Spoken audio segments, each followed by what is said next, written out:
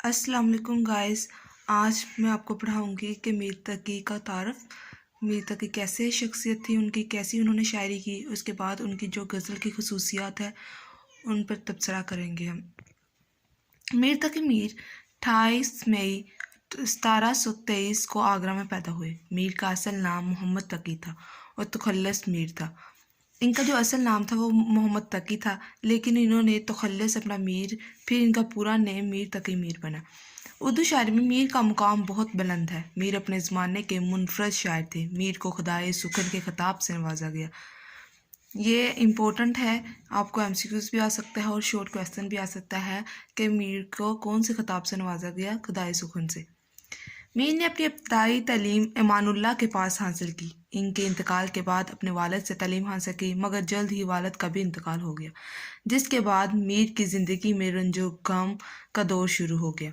मीर के सुतीले भाई ने इनके साथ अच्छा सलूक नहीं किया, जिसके बाद मीर दिल्ली आ गए।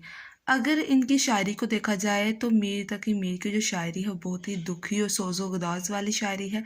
शायद यही वजह है कि मतलब कि इनके वालिद का भी इंतकाल हो गया। इन्हें अपनी ज़िंदगी में बहुत कुछ ऐसा देखना पड़ा, झेलना पड़ा, जिसकी वजह से इनका जो मिजाज था वो भी थोड़ा सा ना बुसीदा सा हो गया था। सुतीले भाई ने इनका साथ अच्छा सलूक नहीं किया, जिसके बाद मीर दिल्ली आ गए। मीर का ज़माना फितनों फसाद का ज़माना था। हर तरफ मुश्किलात बर्दाश्त करने के बाद मीर तलाश मुआश के लिए लखनऊ चले गए।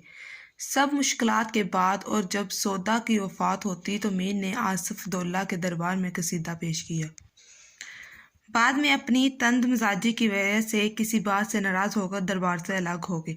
मीर ने 87 बरस की उम्र पाकर 22 सितंबर 1810 में लखनऊ की आगोश में हमेशा के लिए सो गए। यानी ये 1723 में पैदा हुए थे, जबकि 1810 में वफ़ात पा गए। आगरा में पैदा हुए और लखनऊ में वफ़ात पा गए। ये भी आप लोग याद रखिएगा कि कहाँ पैदा हुए और कहाँ इनकी वफ़ात हुई। मीर की शख्सियत को देखा जाए कि मीर कैसे शायर थे। मीर तकी मीर हद दर्जा नाजुक मिजाज आदमी थे। मोहम्मद हुसैन आज़ाद ने आब हयात में बहुत से वाक़यात लिखे। आब हयात तनकीदी किताब है, तहकीक। इसमें उन्होंने शोरा के तज़किरों, मतलब कि जो ये आब हयात है इसमें तज़किरों के बारे में बताया गया है। उसमें मुख्तलिफ़ शोरा के तज़किरों के बारे में बताया गया। मीर तकी मीर भी उनमें से एक शायर थे जिनका इन्होंने तज़किरा किया, जिनसे इनकी हद से बढ़ी हुई गयूरी का पता चलता है, अगरचा इनमें से बाज़ वाक़यात को मुबालगा अमीर कहा जा सकता है। मगर मीर की नाजुक मिजाजी और बेदमागी मुसल्लम है। ज़ाती ज़िंदगी के हवादस और इज्तमाई दौरो गम ने इनकी दिल शिकस्तगी को गम पसंदी बल्कि इज़ा पसंदी की शक्ल दे दी थी। इसकी वजह से इनके मुतारज़ों ने इन पर बददमागी का इल्ज़ाम भी लगाया। ये भी इम्पोर्टेंट है बात कि इन्हें कौन सा इन पर इल्ज़ाम लगाया गया, बददमागी का इन पर इल्ज़ाम लगाया गया। फिर मीर का ज़माना हम देख लेते हैं, शख्सियत नहीं ज़माना है ये। मीर का ज़माना कैसा था, मतलब कैसे उसने दौर की सेहत में आँख खोली, क्या क्या उन्हें मुश्किलात का सामना करना पड़ा। फिर मीर ने जब आँख खोली तो मुग़लों की सल्तनत ज़वाल पजीर हो चुकी थी। औरंगज़ेब आलमगीर की वफ़ात के बाद तहत नशीनी के लिए बहाम जंगो जदल का सिलसिला आम हो चुका था। इसका लाजमी नतीजा ये था कि उमरा बट गए, यानी जो अमीर लोग थे वो बट गए और जत्थे और गिरोह बनते गए। जब मरकज़ी हुकूमत ज़ईफ़ हुई तो मुख्तलिफ़ सूबों के हाकिमों ने सर उठाना शुरू किया। जब इन्होंने आँख खोली, जिस माशरे में, जिस अहद में इन्होंने आँख खोली, उस टाइम जो था दिल्ली उजड़ रहा था, बार बार उसे तबाह बर्बाद किया जा रहा था, उस पर हमले किए जा रहे थे। इन्होंने ये सब कुछ अपनी आँखों से देखा।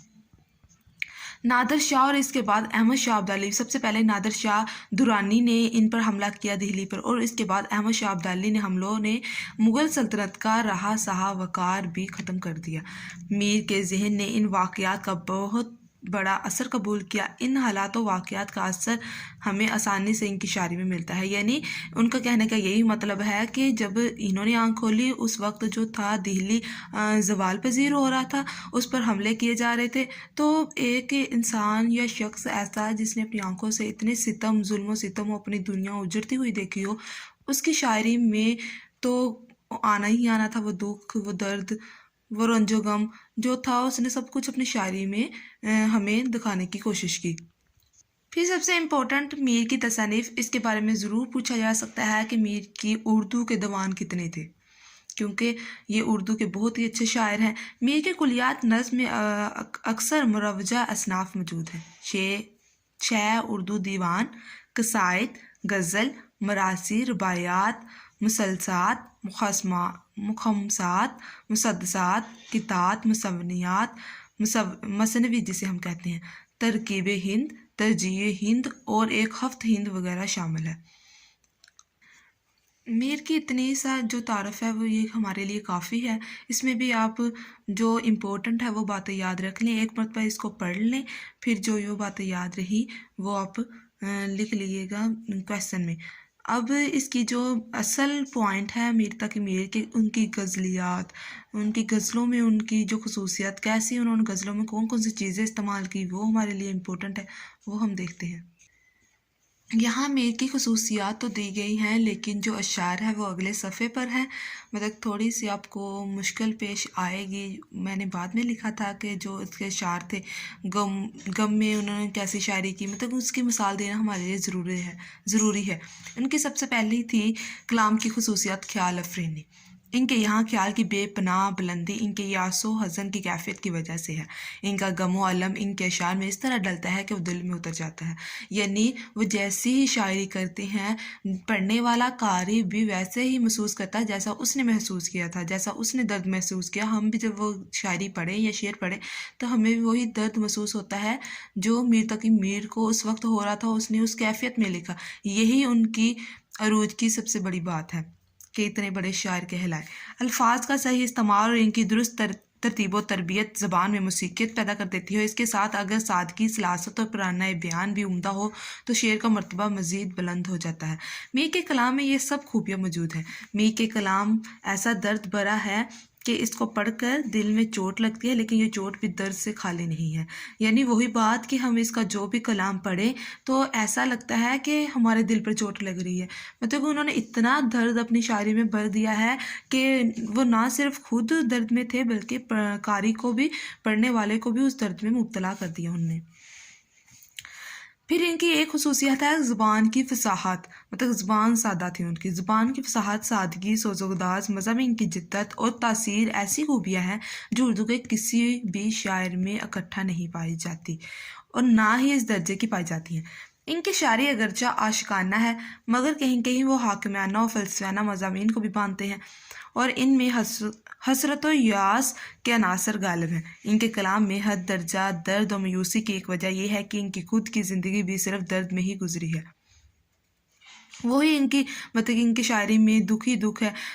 इन्होंने जो भी अल्फाज इस्तेमाल किए वो फ़जूल लफ्ज़ी इस्तेमाल नहीं की, यानी फ़जूल अल्फाज नहीं इस्तेमाल किए। बरहमल मुहावरे, सादा सलीस और मलाइम जो भी अल्फाज लोगों की समझ में आ सकते थे, इन्होंने वही इस्तेमाल किया। फिर इनकी सबसे बड़ी खसूसियत ये है कि ज़्यादातर जो शायर हैं वो बेवफ़ाई की बातें करते हैं, लेकिन मीर के कलाम में हमें मशूक़ की जो जफ़ा या बेवफ़ाई का ज़िक्र वो नहीं मिलता, बल्कि आशिक़ की जवानी और इसकी हालत ज़ार की तरफ इशारा मिलता है। इंसान की तबीयत में दो रंग होते हैं, वो कहते हैं मीर तक मीर के हाँ भी यही है कि इंसान की तबीयत के दो रंग होते हैं, लुत्फ़ व मुसर्रत और दर्द व गम। मीर का कलाम वैसे तो पूरा का पूरा दर्द व गम का आईना है, मगर कमाल यह है कि हर जगह दर्द व गम में उन्होंने लुत्फ़, मुसर्रत व मस्ती के फूल खिला दिए हैं।